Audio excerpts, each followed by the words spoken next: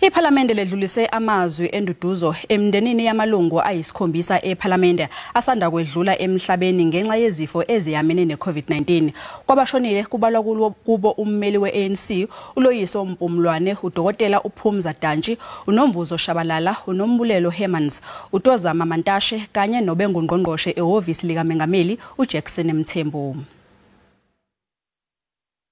He was a very loyal, committed and dedicated servant of the people. His country will miss him. Hamba kakuhle eqhudeni, hamba kakuhle emvelase, kwikhaya usapho ne better half. Sebulela kakhulu ngosinika uTata Mthembu asebenze nathi. In politics, it's often easier to dislike your adversary. It's just easier that way. But Jackson Mthembu was impossible to dislike. Make no mistake, we had our clashes and our arguments and disagreements and many, many heated moments in the Chief Whip's Forum and right here in Parliament.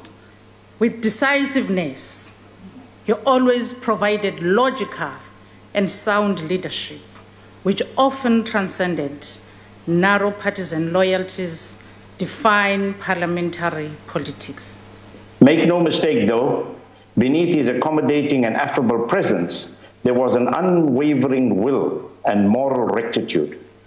If there was an issue that went against his moral compass, he was not afraid to call it out. He was an excellent sweeper in a debate. One, a member of the opposition did not wish to have to sweep a debate you participated in. One of my abiding memories was when he, as Chief Whip, briefed us as members of the Public Enterprises Portfolio Committee about to embark on the ESCOM oversight inquiry in 2017. This at a time when many were opposed to that parliamentary inquiry. He encouraged us to do the right thing and expose fraud and corruption. We too, now that these heroes have fallen, now that these great leaders have fallen, we've also arrived at the starting point of our new journey with a new set of challenges that we have to overcome as a collective. He was a humble servant of the people, epitomized the values of unity, selflessness, collective leadership and honesty, with immense kindness and great humility. Comrade Jackson, I knew him very well. He was just too clean. In my activism at UWC and going to jail for calling for the release of Mandela, when I came to Parliament, I looked for the Mandelas in this house.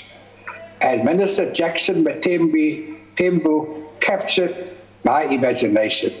He was indeed a rare breed, cut from the cloth of our great stalwarts and revolutionaries, such as Ma Charlotte Maxeke, President O.R. Tambo, Babe Nkwane Nkrumah, Mayor Winnie Madikizela Mandela, to mention but a few.